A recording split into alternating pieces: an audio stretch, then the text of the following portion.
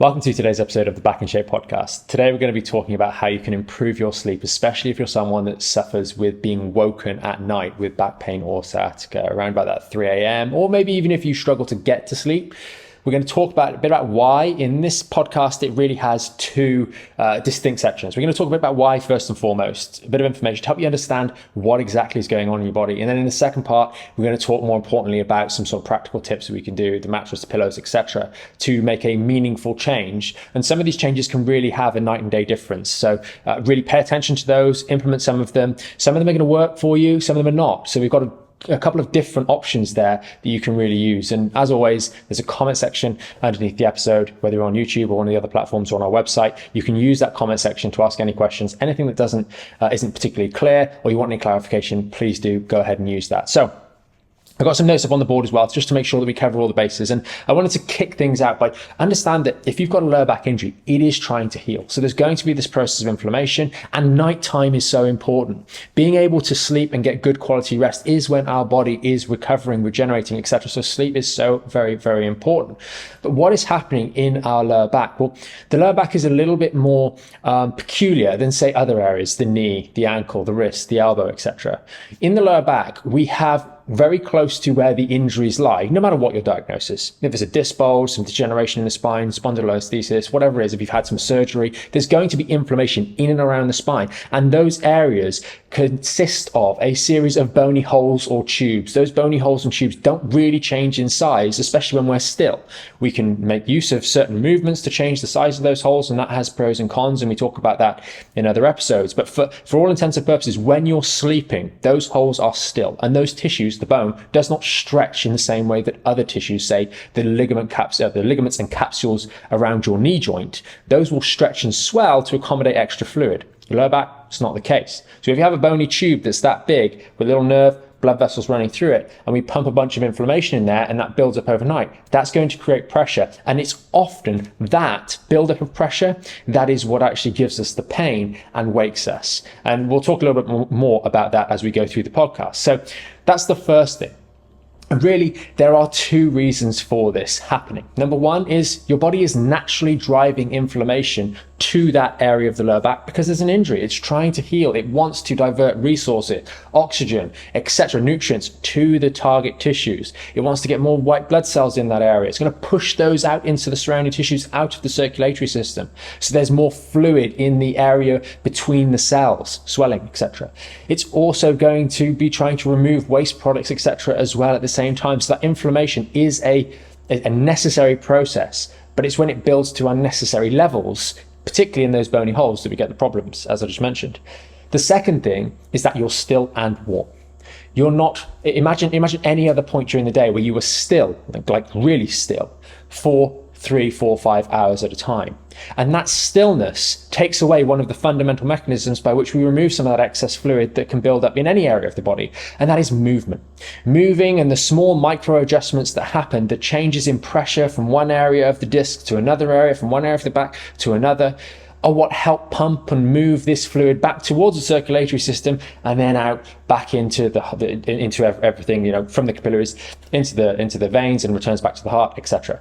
It's what helps prevent that inflammation building up. And we only have to look at perhaps some older chair-bound family members, and you see in their lower leg the lack of movement, things start to pull, there starts to get this swelling because motion is what helps move the fluid around the body. And when it's absent, things are going to build up, especially if there are biochemical processes that are artificially or temporarily driving more fluid to that specific area. So we have to have that in mind, and hopefully that makes a little bit of sense. And if you have in your mind the analogy of your back being like a little bucket, and unfortunately, when you've got that injury, sometimes the tap or the leak that's running into that bucket is happening a little bit faster than you'd otherwise like, and that involves things getting filled up sooner than we'd want. So the next part is just a few little nuances that we want to address. Number one is people say, okay, that's okay, but it was actually me rolling over. It wasn't that I just woke up in pain. It was that I rolled over and it hurt my back, and that was what woke me up. And quite often, the action of rolling, or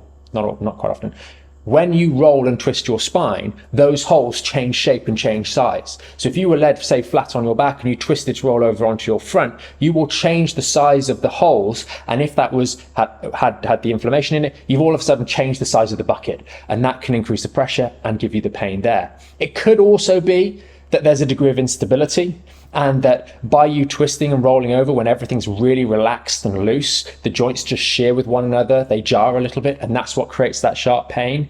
But in most cases, if not all cases of lower back pain, when you have an injury, fundamentally you have damaged the tissues that provide stability to that joint. If it's a knee, if it's an ankle, you have injured the stabilizers of that region, and therefore any sort of movements are going to be a little bit less stable. You're a little bit more vulnerable. That's the whole point of you doing your rehabilitation and the healing process occurring, that is to restore stability to that region. The final point with regards to instability is some of you will notice, although this is less common, it's the moment you lie down, say you lie down on your back and you relax the muscles, that's when the pain comes in. So it's for you, it's a problem that you can't actually get to sleep, because as soon as you lie down, it begins to hurt. And quite often, these are those of you where there's a little bit more instability maybe than the other individuals.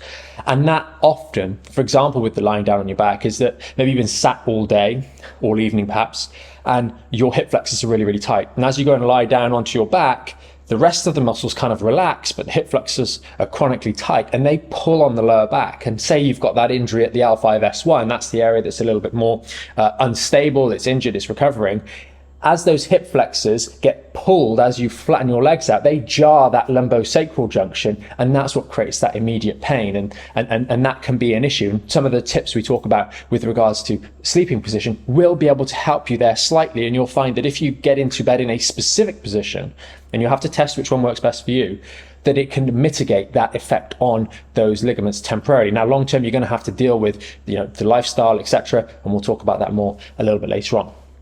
So before we get into the sort of the practical parts of today's video, we just want to talk about two real key factors. The first one is really that back pain is a you problem. It is your problem. You are fundamentally perpetuating it in many ways, especially if it's a chronic back problem, it's not resolved. The things that you're doing on a daily basis, this isn't to say it's your fault per se, and you're doing it intentionally, often you're not, but it's what you've done on a daily basis that is causing the back pain. So if you're getting at 3 a.m. in the morning, getting woken up, 11 p.m. at night when you go to bed, that's too late. That's not when you solve the problem. The problem was that during the day, you were doing a bunch of things that actually contribute to your back pain in the first place, and that are constantly re-aggravating, irritating, influencing the healing process in a negative manner. And therefore, they've been disrupting the tissues. So they're going to inflame and flare up when you finally relax and go to bed. They're going to go through that inflammation process. As healing takes place properly, the degree to which you produce those inflammatory products decreases as it goes on. But if you're constantly every day not paying attention to the things that you're doing on a daily basis and aggravating that lower back in a low grade level, but because you're still moving around, you're able to deal with that excess inflammation without it getting to critical levels. But when you go and lie down, all of a sudden the movement of day to day is not there, and then it builds up. You have to think, if you're getting back pain, it started at 7 a.m. that morning. Trying to fix it at 3 a.m. in the morning, yes, there are some things we can do, but we have to take the conscious step to understand that this is a problem that I have caused during the day, and I need to make changes there. To a greater or lesser degree that will be possible, but it almost certainly will have a positive influence on the degree to which you are woken up at night with back pain, if you can make those changes there. Very, very important, and we'll get to some of those later on. The final part is that many people go to bed or are in bed long before they actually go to bed. And what I mean by that is, so many of us, we're busy, we live busy lives, we're doing lots of things. We finish our day, we have our dinner, we maybe do some menial tasks, and then we sit down in front of the TV. Maybe we're sitting down and do some more work. But the process of sleeping, remember, that was stillness with heat on the back. So we are still in the armchair watching Netflix because we don't have breaks anymore on the TV where we might have typically gone up and gone to get a cup of tea or something like that. We would have moved around to skip the ad breaks fundamentally. Now we don't have ad breaks, so we can just go through one episode to the next, or maybe watching a long film. But we have started the characteristics of sleeping at about 7 p.m. at night, when we maybe put the kids to bed and then we just sat in front of the TV for the next 3-4 hours before we went to bed at 11. So that bucket has started filling up at 7, not from 11 p.m. So then by 3 o'clock, it's been building up for hours. If we can make that modification and start to understand that and say, right, I need to be more active in the evening. That doesn't mean you have to go and do a full workout. But many of our members find that doing, for example, the phase 1 routine, or just getting up and moving around for 15-20 minutes a couple of times during that couple of hour period, can prevent, again, that inflammation building up before you even get to bed.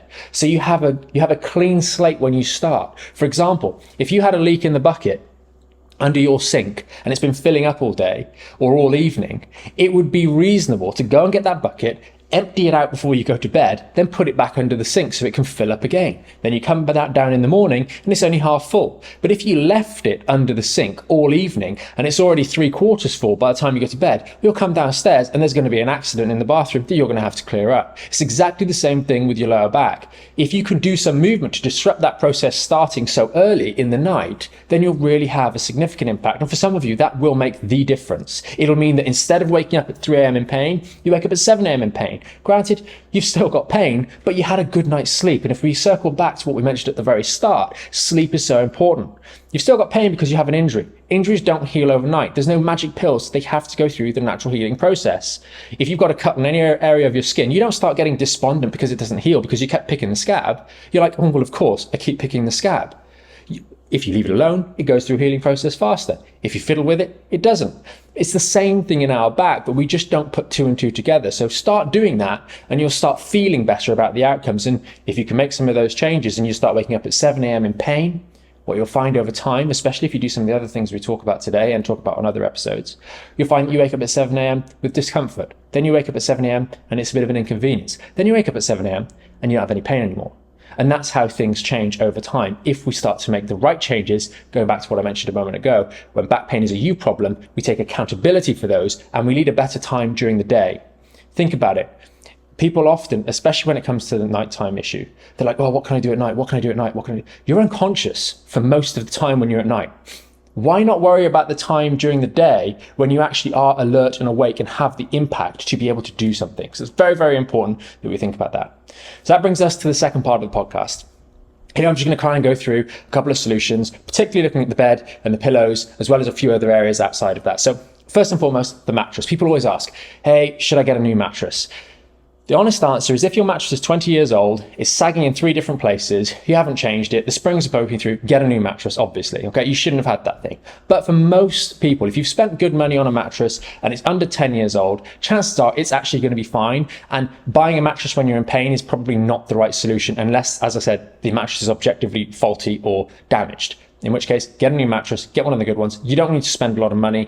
We talk about many of the hybrid companies. From personal experience, we've used Simba. We bought it out of our pocket. They didn't pay us or anything like that. It's a good mattress. We are very happy with it. But Emma, Otto, some other brands, they do reasonably good ones, and they often come with those 100-night guarantees or whatever it is where you can return them if you don't like them. So, those are some good brands that you can get, and they deliver them to you. You've then got the orthopedic mattresses like Temper, etc. And those are something that you can look into for what works best for you. But the mattress doesn't really need to be an issue as long as we can sort of meet those criteria. Then we get onto the pillows and the sleeping positions. So firstly, we've got sleeping on your back. Now, the classic position that people will adopt will be sleeping on their back with their knees elevated and supported with a pillow underneath sort of the back of the thighs. Why does this feel good? Well, number one, it decreases the strain on the hamstrings, it decreases the strain on the hip flexors. It also puts a little posterior tuck through the pelvis, which opens out those holes that we mentioned at the start of the podcast. That means that your bucket essentially is going to be bigger before it fills up. Now, there are advantages and disadvantages of this. Number one, it might really work if you're in a lot of pain, but you are flattening out the curve. And if we think about the healing process we want to take place, we want the healing process in that lower back, the stability to be restored with a nice neutral lordosis. So we could say that this might not be ideal because you're flattening out that curve, and therefore healing is going to take place in a flattened spine rather than a lordotic neutral spine, which could potentially lead to issues. We wouldn't generally advise that if possible, because it's just not advantageous, and there are other positions, as we'll see, which are going to be better for us. So we have to think about that. That does offer you the respite to be able to sleep, and maybe it's something that you have to do in the short term when you're in a significant amount of pain. Maybe we've got a raging disc herniation or something like that, but we will see actually maybe some of the other positions again are still going to be better than that. So just consider the position. That is a very common one. It's one you'll see all over the internet, but it does have its downfalls. Now, if we compare it to other exercises, like the other week we did the episode on the child's pose, flattening the lordosis, you'll know how bad that is for your lower back recovery.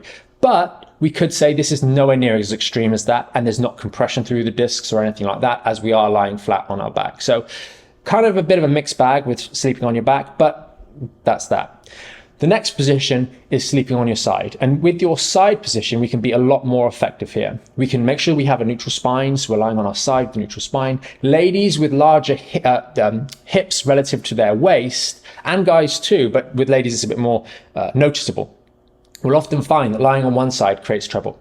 And why is that? Because the pelvis rocks, and then we create a side bend through the spine. That, again, changes the size of those holes. But not only that, it puts the spine in a peculiar position for the night, which is not ideal. So we want to work with the principle of how can we best align our spine in the most neutral position while we are sleeping, because neutral is how we want to heal. We want everything to be in the neutral position. We don't want it off to one angle while we're sleeping, because that's going to create trouble. As we wake up in the morning, we're going to be a bit stiff and uncomfortable. We all know what it's like to sleep with the neck off to the side like so. We wake up and we feel uncomfortable because these muscles have shortened, these have stretched, the ligaments have changed, and we've got a crick neck. It's exactly the same thing with the lower back. Neutral is best, especially if we're there for long periods of time. So we can use a small pillow or a rolled up towel to support the side in the waist where there's that gap, so our spine feels neutral.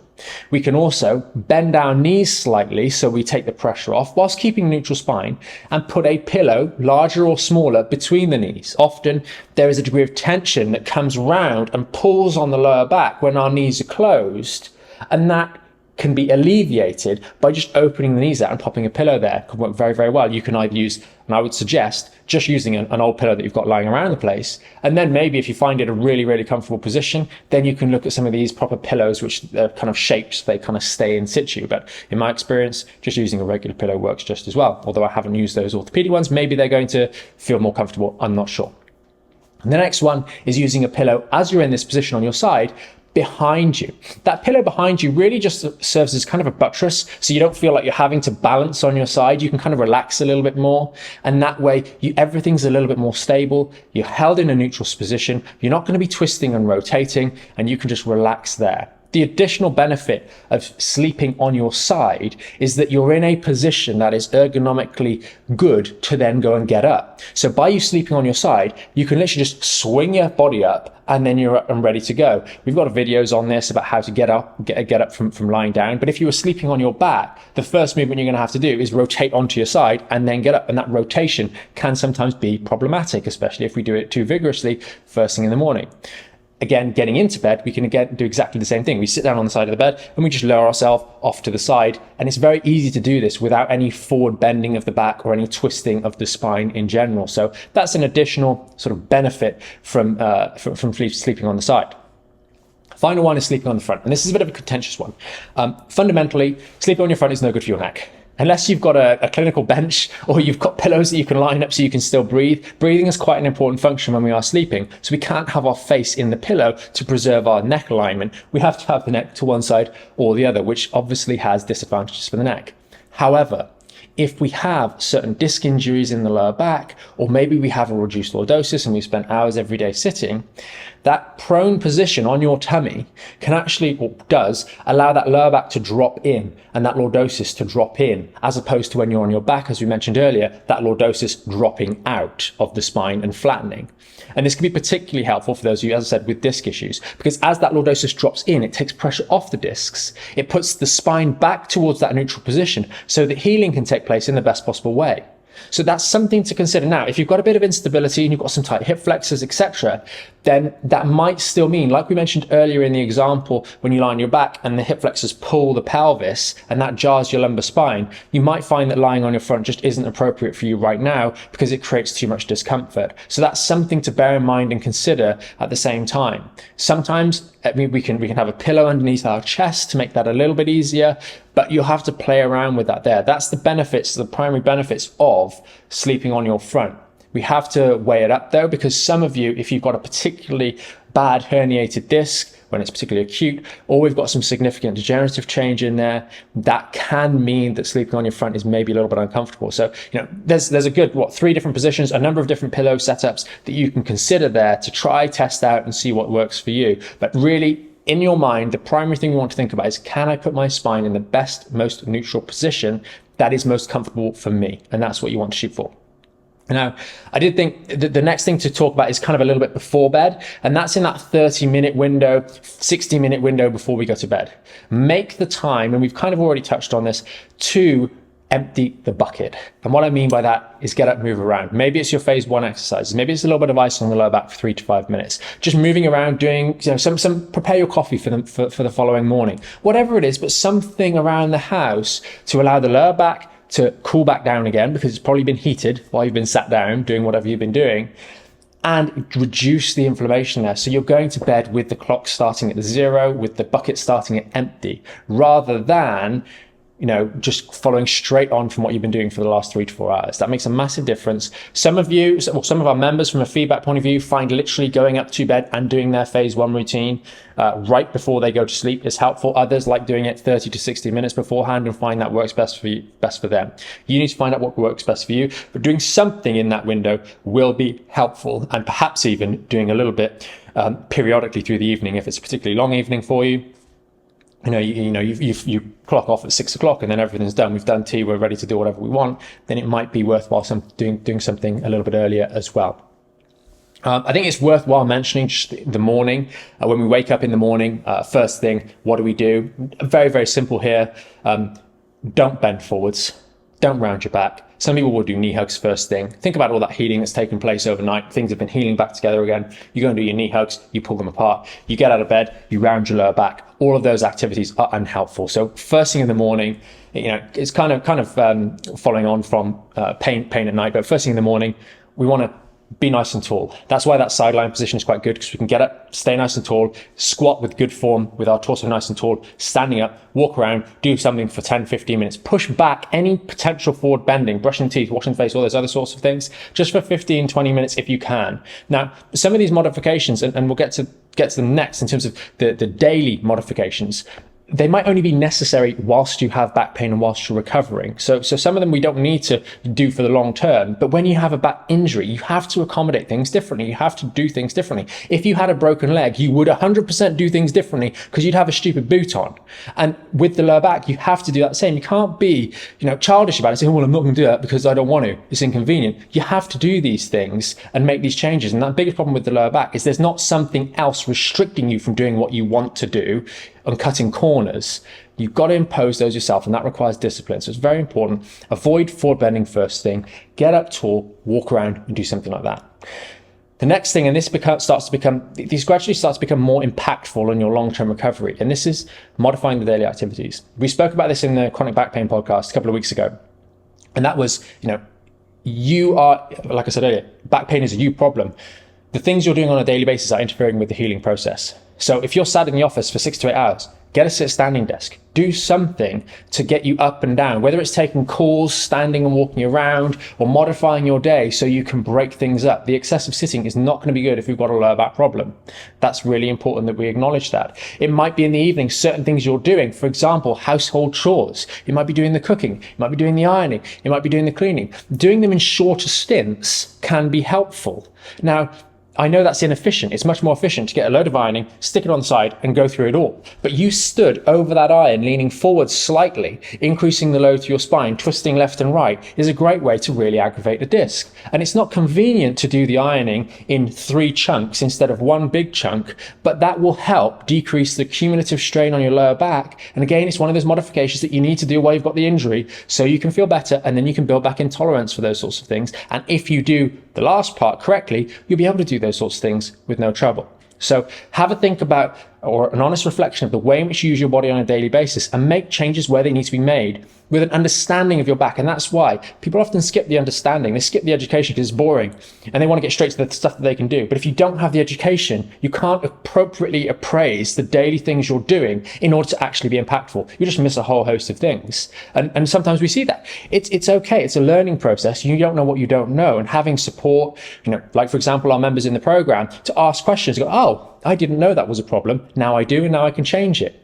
But engaging with that process is so important because it's your body and you have to live with it every day and it has to live with you. So you want to have a connection with understanding how this thing works. And often we only start to worry about how they work when they go wrong. And we take our back for granted. We take our health for granted, which is why there's maybe so many problems in the world with regards to, obesity, et cetera, and poor health. We need to look after and make a concerted effort to understand these things to a degree. We don't have to have a PhD understanding, but we do need to have a basic understanding of these sorts of things, and we will be all the better for it for the long term if we do. And that brings me to the final part, and that is fundamentally, you're not going to fix your back problem unless you're doing any resistance-based work. You have to build strength and tolerance. It is the resistance-based exercises that teach you good movement patterns, teach you ways in which to move so that your body is not injured, and ways in which you can move that do not re-aggravate your body. And also the process of strengthening with resistance, appropriate resistance, which we discussed in the program, etc. That is what will guide the healing process. It will guide the strengthening of the local tissues that are injured. It'll guide the strengthening of the supporting tissues around that area locally and even distally, further afield. The leg muscles down in the lower leg, the stability down in the lower leg, which has an impact on the hip, which has an impact on the back that's trying to heal.